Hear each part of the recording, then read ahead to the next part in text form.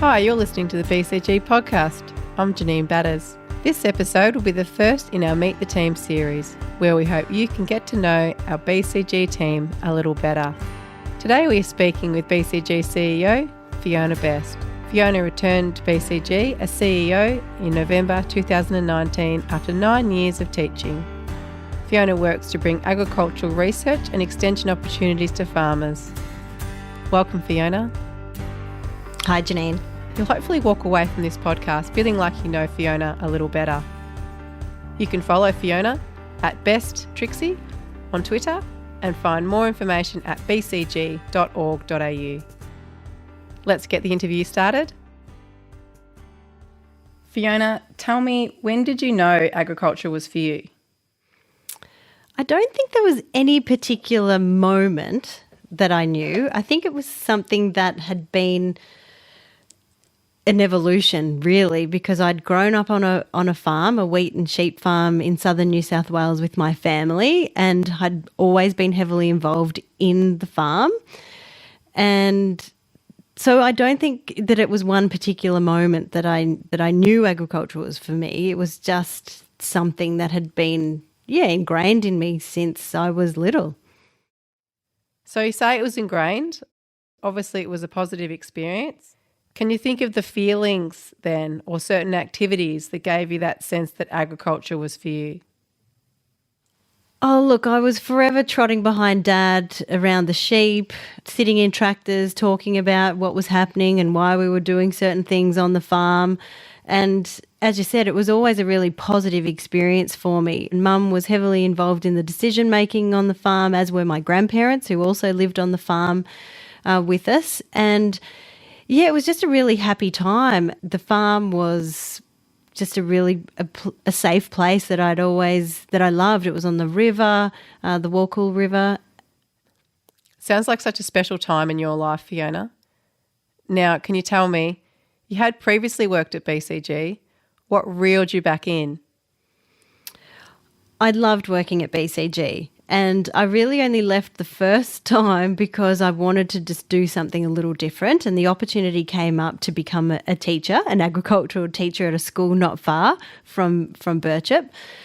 What reeled me back in was just the whole BCG story, farmers being self-determining, a not-for-profit organisation that really worked every day to make farming and agriculture more prosperous and vibrant for those who are involved in it. I mean, it's hard not to get reeled into that whole story, and BCG has done that for 30 years now. I think once you've been part of the BCG story, even if it was only for a short time, it's hard not to be infused by it and want to come back or in some way. And luckily for me, it was to come back as the CEO. It really is a special story, and I can hear in your voice your connection with it, Fiona. Tell me, outside of agriculture, what lights you up? Well, I'm a mum of 4 beautiful children, and I'd like to say they light me up all the time, which they do. So Archie's 10, Denley's 7, Phoebe's 3, and little Eleanor's 8 months old. And look, they are absolutely beautiful children, and so I guess they certainly light me up. And I probably couldn't get away without saying that my partner Jared lights me up. He's a great supporter and great landscaper, and also avid fisherman, musician, and he keeps life interesting for us and our little family. I love playing tennis outside of work. I love getting involved in the community, and I love catching up with friends and family and socialising and all those great things too. It sounds like you're very involved and living a very full life. What's something, Fiona, people might be surprised to learn about you? Oh, wow. Probably nothing, because I'm such an oversharer. My natural disposition is to share pretty much everything. So to try and find something that I haven't talked about is tricky. Let me think. Maybe the fact that when I was in high school, I was a really good runner, and so I represented the Riverina at Sydney when I was in years 10 and 11 at school. So maybe that, although I have probably told people that as well. I didn't know that about you, so that's pretty impressive. I also thought I wrote this question wondering whether it was going to be that you don't like balloons. Oh, yes. I have a real phobia for balloons or of balloons. I don't know where it's come from or how it developed, but yeah, my kids are really upset with the fact that I just do not like balloons. There you go.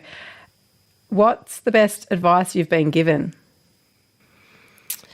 To never miss an opportunity. This is something that was said to me early in life, that if you get a chance to take something up, like say yes. So let your default position always be yes. Say yes and then find out what it involves later. Don't be scared to be a little bit vulnerable and put yourself out there in order to take up an opportunity. And who told you that? That was my dad. Yeah, he always is good for advice, and that was one thing that he said. Fiona, when you're faced with a challenge, how do you deal with it? I try not to react straight away. It's a natural instinct to probably just try and jump in and solve something straight away, but I try not to do that. So I also default to another piece of advice that was given to me, and that was, for every problem, there is always a solution. So to try not to look too far back in the past, but just try and think forward, what can we do to try and move forward from here for a really positive outcome? And the other thing I try and do is involve people in the process. I like to workshop ideas. I like to share problems because other people can bring different perspectives, different ways of viewing a particular challenge. And generally, a solution can be found in a combination of all of those bits of feedback brought together. And I think that's a great way to solve a challenge, because then you're not isolated or trying to do things on your own and shouldering the burden all by yourself. And often you come out with such a really positive outcome, which is such a great way when a great outcome from when you've started off with a challenge to end up with a positive outcome. That sounds very, very wise, Fiona. I think I might be taking some of that advice on myself. Fiona, in your role as CEO, you're working with a lot of people. How do you manage those relationships? Look, I think it's really, really important to establish trust. And I'm a naturally inquisitive person, so the way I establish trust is through developing an understanding about what is motivating people at work, but also what's motivating them outside of work, and developing those relationships through being interested in what people are up to and what they're doing. And I find that, it's a really valuable way of getting to know people and having a general awareness about what makes people happy and what makes people tick.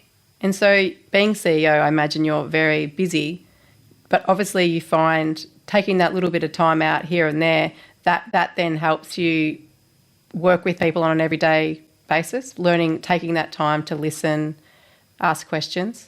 Oh, for sure. And because I'm naturally inquisitive, it comes relatively easy to me, but it's important to know what people did on their weekend and to find out what's happening with their family. And those 5 minutes at the start of every day or over lunch, just are really valuable in terms of, getting to know people and understanding, what pressures they might be under or what might be causing them stress at any particular time. So to have that overarching awareness is powerful. What do you like to do for fun? I love playing tennis. I usually do that during the summertime. There's a local competition that I'm involved in, and it's really social but competitive at the same time, and so that's a great outlet. I love reading, so I have joined a local book club, which I also really look forward to, and we meet once a month and drink wine, and there's lots of other things, but they're probably at the top. The top two. Fiona, who is your hero? Who do you look up to? Oh, look, there's so many people doing great things. It's hard to pick just one hero, but I guess my mind immediately goes to 2007 when my mum was struck down with an acquired brain injury. And look, my dad just took over that role of being full-time carer, and he did it with such compassion, such love, such patience. And he did that until she died in 2015. So I think for that, he deserves the Hero Award for sure. But look, so many other people. So I recently listened to a presentation given by Dr. Sharon Lewin from the Doherty Institute, and she was absolutely amazing. The things that she had to manage through the pandemic at its peak, how to communicate science in a way that was technically sound but at the same time really palatable and understandable by a broad audience who weren't scientifically trained. So she went onto my hero list. I've got a great friend, Liam, who has always wanted to be a farmer, and he's running an amazing organisation now. And so I look to what he's doing all the time. There's so many great people, even locally in our local community. There's people who are volunteering, and they deserve hero awards as well, because without their input, things just wouldn't happen. Meeting people every day that are heroes, everyday heroes. Everyday heroes, I know, but it's true. There is so many people contributing in such a positive way. It's hard not to be inspired by what they're doing. When it was book week at school as a child, what characters did you dress up as? Well, I think my mum had a fascination with Enid Blyton, so I went through a bit of a phase where every character that I was dressed up in was someone from an Enid Blyton book. I do remember dressing up as Moonface, and I had a beautiful paper mache mask. It was bright yellow, but took quite a few weeks to make. Then one year I do remember also getting dressed up as a gumnut from Snugglepot and Cuddle Pie. It was a brown skivvy that Mum had safety pinned between my legs. It was not a good look. And I think I may have actually won that year for sympathy from the teachers who were judging, thinking, what was Val Best thinking at the time? And I also dressed up as the Banksia Man one year, also from Snugglepot and Cuddle Pie, where it was a Hessian bag with Banksias stuck all over it and just my head poking through the top. So creative. Was that did you make that, or was it Val? I think it was Mum. She just... yeah, I think it was Mum. I don't think I had much input. Definitely not to the brown skivvy. That was definitely not one of my ideas. Is that why I've never seen you in a brown skivvy? Yeah, brown's been deleted from my wardrobe. And did your brothers and sisters, you were being the oldest, did the costumes get reused? Well, my brother was the eldest in the family, but I think my two sisters, who are both younger than me, possibly did observe what had happened to me and made sure that they were pretty much in charge of their own wardrobe and didn't let Mum anywhere near what they were wearing. What would you sing at karaoke night? Let's hope for everybody's sake that I don't go anywhere near a karaoke machine, but if I was let loose, it would definitely be Kylie Minogue, Love at First Sight. Absolutely love Kylie, being a girl from the late 80s, early 90s. Yeah, I think Kylie would be brought out for sure. Closely followed by? Oh, Cyndi Lauper, Girls Just Want to Have Fun. Popular choice, I imagine. What's your favourite radio station? ABC, local, mainly because you're guaranteed of getting coverage along the roads in the northwest of Victoria. The ABC, ever reliable, doesn't drop out. You might have to retune once every now and again, but generally you can get ABC anywhere. And look, that just provides me a really good opportunity to catch up on, the news and what's happening out in the big wide world.